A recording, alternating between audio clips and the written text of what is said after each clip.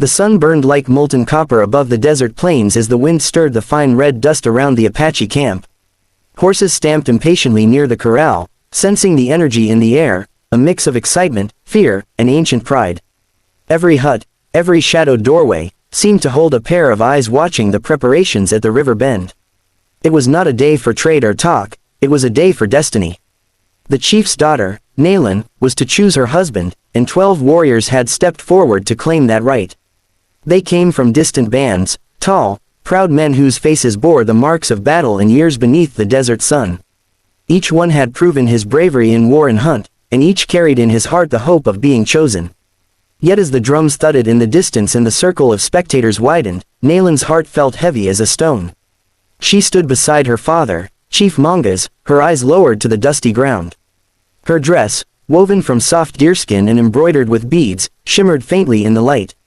Every woman in the tribe looked upon her with envy, every man with awe, yet she felt none of their joy. Her fingers trembled as she clutched the small turquoise pendant that hung from her neck. It was not her father's gift, nor a charm of the tribe. It was a token from a stranger. 2 summers ago, when the sky had burned orange and the land cracked from drought, Nalan had gone to gather herbs near the canyon ridge. She had gone too far, searching for a rare plant that grew near the rocks. That's when the bandits came, rough men, pale-faced, desperate. They chased her through the desert until her legs could no longer run.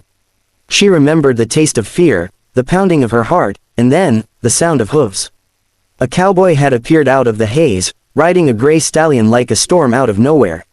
His rifle roared twice, and the bandits scattered. He fought the last man with his bare hands, bloodied and relentless, until the danger was gone. Then he turned to her, dust-streaked, breathing hard, eyes the color of a storm. He didn't say much, didn't ask her who she was. He just wrapped her bleeding arm in his own scarf, guided her back to the village, and left without waiting for thanks.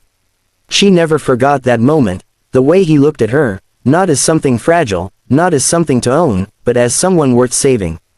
Since then, every night she dreamed of him, the stranger called Colt McKenna. Now, 2 years later, as the drums grew louder, she wished she could forget. She wished her heart could be loyal to her people's ways, but it wouldn't listen. Chief Mongas turned his head slightly toward her. His voice, low but firm, carried the authority of the desert itself. "Daughter, this is a proud day. You will choose a man who will protect our people and bring honor to our name." She nodded slowly. "Yes, father," but her throat was dry, and her voice trembled. One by one, the warriors came forward, performing feats of strength and courage. Some lifted heavy stones, others threw spears so far they disappeared into the dust. The tribe cheered, children shouted, and the old men nodded in approval. Yet through it all, Nalan's gaze drifted beyond them, toward the horizon, toward the path that led to the open plains. And then, she saw it. A shape moving against the heat waves, a horse and rider. The sight made her breath hitch. Her fingers gripped her pendant tightly as the figure grew clearer. It was him. Colt McKenna rode slowly, the wind tugging at his hat, the sun catching the worn leather of his coat. He looked different, older, harder maybe, but those same storm-gray eyes burned beneath the shadow of his hat.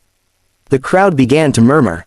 Spears were raised. The tension snapped like lightning. "What's he doing here?" someone hissed. "He's no Apache," another spat. Colt dismounted calmly, dusting his coat as though he didn't notice the glares fixed on him. He took off his hat and stood tall before the chief. His voice carried clear and steady through the uneasy silence. "I came to settle a promise, Chief Mongas." The chief's eyes narrowed, his massive frame unmoving. "You stand on sacred ground, cowboy. What promise binds you to our ceremony?" Colt looked briefly at Nalan, and though she said nothing, her eyes betrayed everything: surprise, hope, fear. 2 years ago, I found your daughter near the canyon ridge. I didn't do it for reward, but I reckon ever since that day, I ain't been able to stop thinking of her. I came to prove I'm not just a drifter who rides off when the hard times come. If it takes fightin' for her hand, then I'll fight." Gasps rippled through the crowd. The warriors bristled like wolves. Chief Mongas rose slowly, his face a mask of ancient stone. "You would stand among my warriors. You would fight for what is not yours to claim." Colt met his gaze without flinching. "Maybe I don't belong here. But my heart does, and I'll prove it, if you'll let me." Before the chief could speak, a voice cut through the chaos, Nalan's voice, clear and trembling. "Father, Let him stay. The crowd fell into stunned silence. Even the wind stopped moving. Chief Mongoose turned to his daughter in disbelief. You would have this outsider stand among us. You shame your own blood. But she didn't lower her eyes. He saved my life once. The spirits guide who they will, father. Let him stand. The old chief studied her for a long, heavy moment, then finally nodded. So be it. The spirits shall judge. The circle widened, dust swirling in the hot wind. The first warrior stepped forward, spear gleaming. Colt loosened his shoulders, knife sheathed at his side. He didn't want to draw it unless he had to. The man lunged, fast and fierce.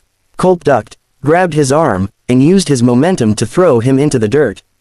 The crowd roared. The next warrior stepped forward, angered by his brother's fall. A kick to Colt's ribs sent him stumbling, but he recovered quickly, blocking a blow and sending a fist across the man's jaw. Each fight was harder than the last.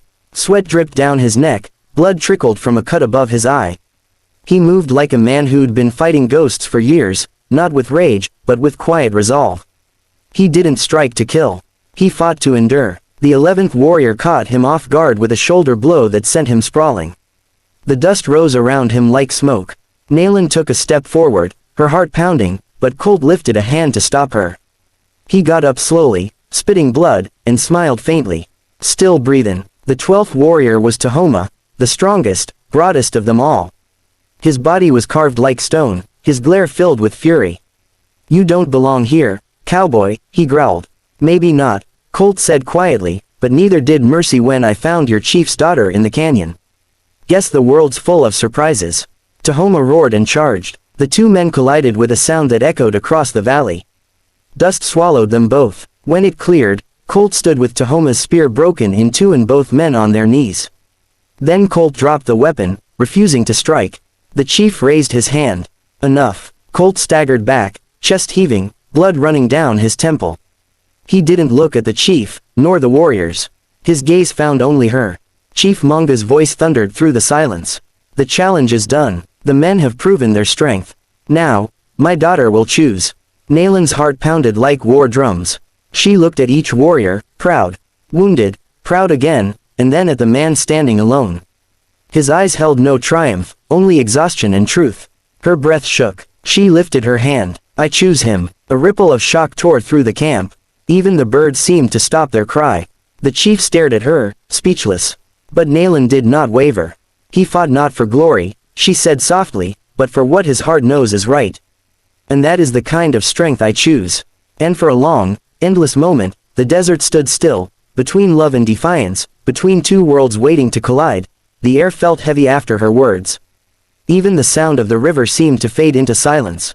The crowd of Apache warriors stood frozen, their faces caught between disbelief and rage.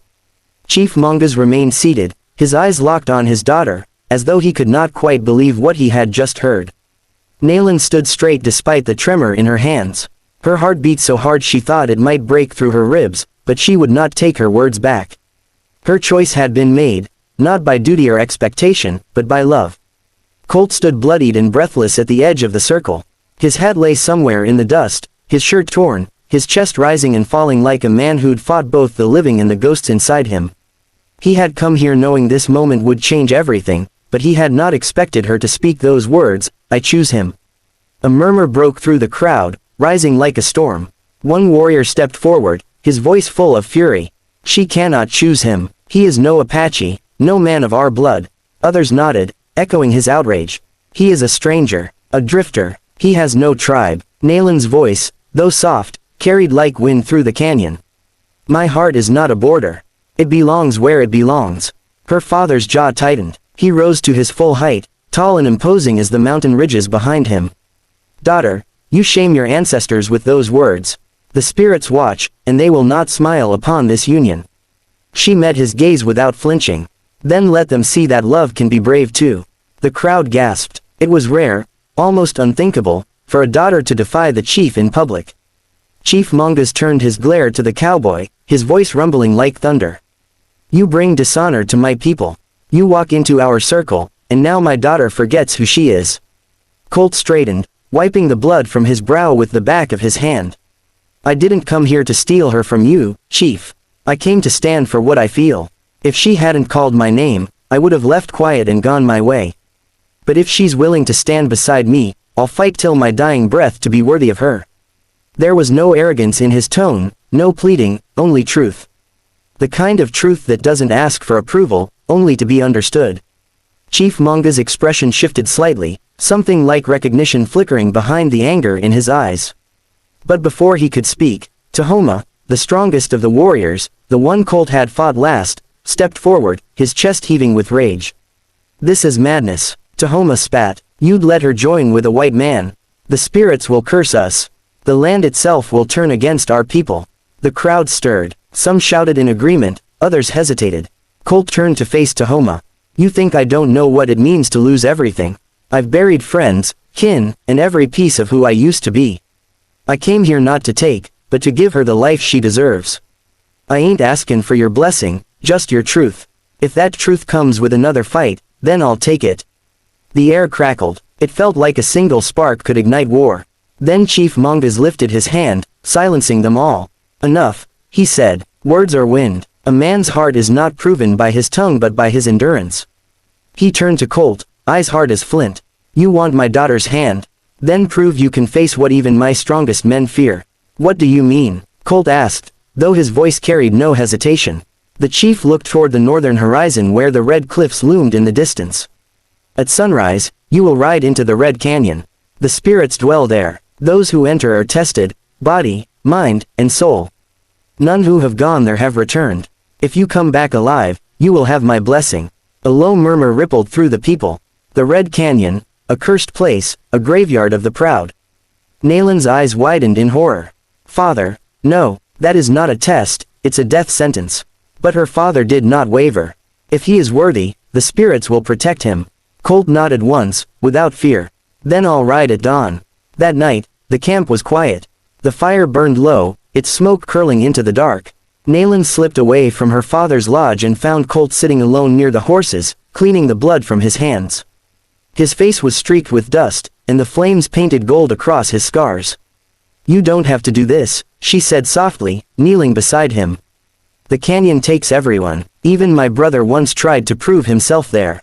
He never came back." Colt gave a small smile, tired but calm. "Maybe I ain't got much to live for if I don't try. I've run from too many things in my life. Maybe this is where I stop running." She reached for his hand, her voice trembling. "You saved me once. Let me save you now." He shook his head gently. "You already did, Nalan.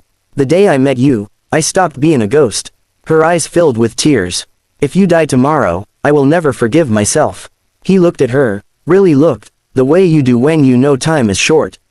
"Then I'll make sure you don't have to." When dawn painted the sky red and gold, Colt rode out alone. The tribe gathered in silence to watch him go. Nalan stood near her father, her heart breaking with every sound of the stallion's hooves. Chief Monga's face was carved with stone resolve, but even he seemed weighed down by something deeper, doubt, perhaps, or fear that the spirits might favor the cowboy after all. The Red Canyon opened like a wound in the earth, deep and endless. Its walls glowed in the morning light, beautiful and cruel. Colt dismounted, leading his horse through the narrow pass until the wind grew still and the air thickened.